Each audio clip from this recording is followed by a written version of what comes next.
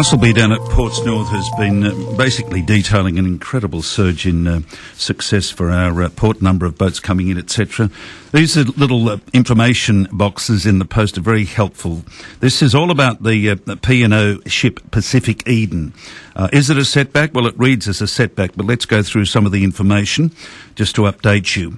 The first major cruise ship to be based in Cairns, the Pacific Eden.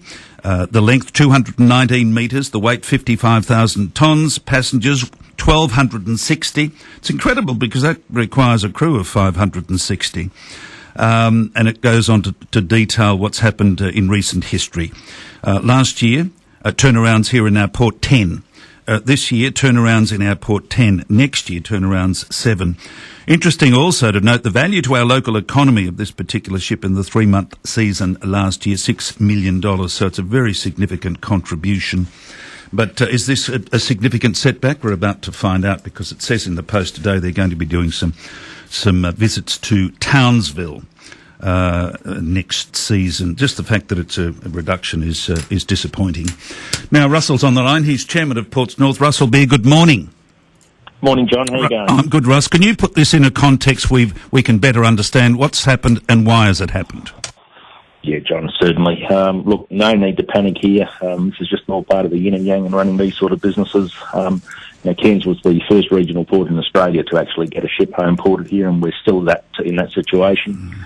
If you read the Cairns Post report in detail, you'll see that the ship that's causing all the concern by going to Townsville was actually going there from Cairns.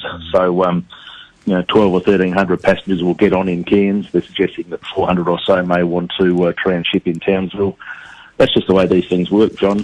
Ports are network businesses. There's no good having the world's only port because ships need to go somewhere. So as all of these cruise ships and companies enjoy their continued growth, they just need further itineraries and destinations, and this is perfectly consistent with that. Had you already factored in those 10 turnarounds next year? We've factored in lots more than that, John. The reality is, whilst the Pacific Eden and the P&O Group are very, very important to the Port of Cairns, and they're a terrific customer of ours and a terrific contributor to Cairns, they're only one of a number of operators, and there's a number of operators we're talking to who have never been here before. So our predictions for a continuing upward trajectory increase, and frankly, the more ports in our region there are to share those vessels with, ultimately the better for all concerned. But were they originally intending to have 10 and now they've reduced to 7? No, John, they don't commit that far ahead. As I say, we went from none to 10 to 10 to 7. They're actually fantastic numbers, John. And if we put ourselves back 2 years ago when we had none of that, I think we need to stop flogging ourselves for success. And as I say, there's some commercial in confidence arrangements that I can't share with you at the moment, but there'll be other companies and other vessels coming here, and that upward trajectory I think will continue. And once when and if the Brisbane Cruise Liner Terminal gets done, I think our business is going to go through the roof. All right, don't go away. I know this isn't critically important, but it's an interesting comment from the Port of Townsville Chief Executive saying this announcement that it's dropping into Townsville's port is a huge step forward towards achieving their end goal of home porting. It's a big aspiration for Townsville, isn't it, given it doesn't have anywhere near the magnetism for tourists that Cairns has?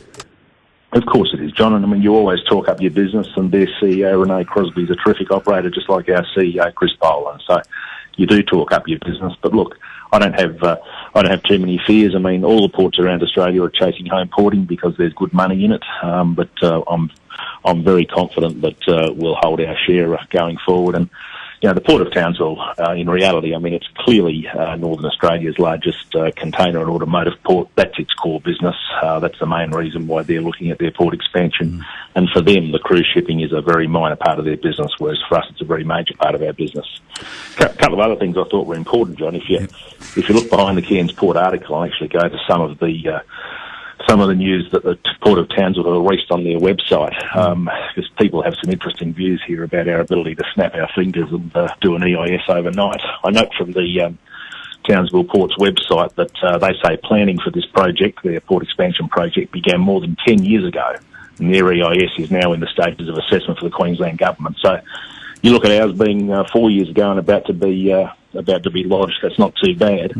The other thing is they're talking about a $193.5 million project constructed over 6 years. So that's the sort of time and money these things cost, John. As I say, no one's got a magic wand. We've got to comply with the law. The law is very complex, and you've got to dot your I's and cross your T's or you won't get your project through. So everyone says we should be doing something about it. That's exactly what we're doing. You said 4 years, did you, for our EIS? Yeah, it was sort of late 2012, early 2013 from memories when it started. It was before my time, of course, but bearing in mind in the middle of that, the federal government dropped a bombshell on us by banning the offshore dumping in the marine park, so we had to totally change the project and go back to tours. Don't go away, Russ. Just an update on where we're going with this, because there's a fundamental lack of understanding of this whole process. You're saying, the EIS, we're talking about the end of June still, I think, but that's almost the beginning of the EIS, if you like, proposal, in that there's a lot of steps after that involving the EIS. Is that correct? Oh, look, I don't know that's quite right, John. I mean, the EIS is a very, very complex body of work. It's conducted under the EPCB Act, which deals with a significant number of environmental issues, but in addition, also economic issues and social issues. So there's a very, very significant body of work has to be done to compile an EIS. That's been done over the last couple of years with significant input from federal and state government agencies. We're online, as we've said, till I'm blue in the face. We're online to lodge that in June. We actually have a lot longer than that if we want to, but we'll lodge that in June. Yeah. And it's then up to the Coordinator General to process that. And look, he and his team are very professional. They'll do that in the right way. I'm not going to wedge him by saying how long that'll take. That's his business. But we're very, very confident we've done a very, very good job. We're very confident that we'll be able to get our approvals because we've, as I say, dotted our I's, crossed our T's and done the things that have to be done. We've got to comply with the law, John. The point I'm making is the Coordinator General process continues on after the end of June. I think a whole lot of people are saying, oh, well, this will be over the line by the end of June, but there's more beyond the end of June. Well, John, you lodge an EIS, then it gets assessed. That's the whole point. Yes, but we don't know how long that takes. No, John, we don't know how long it takes, but the better job you do up front, the less time it should take. We've done a good job, and the public consultation process is a critically important part of this. It's part of the law. We welcome it, and we're very, very positive. All right. Well, I think that's all good, Russell, and thanks for the update today. So just as the last takeaway, calling for EISs to be released and suggesting we're sitting on them and all that sort of thing. We don't release EISs. The Coordinator General does that. It's almost finalised. Once it's finalised, it'll go to him. No one's sitting on anything, John. We're a bit like a duck in the water. We may look serene on top. We're paddling very, very hard underneath. Yeah.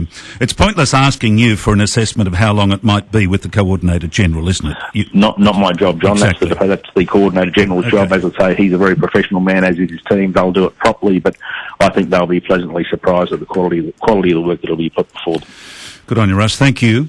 Thanks, mate. He's the Ports North Chairman, Russell Beer. And I suppose what it does do is prepare us for the fact that the EIS finalisation next month is not the end of the whole process. We still wait beyond that for a go-ahead for what is seen by many observers as stage one of our dredging project for our Cairns Inlet. 25 minutes to 10. Stop! Spotlight's massive savings sale is on now. Save a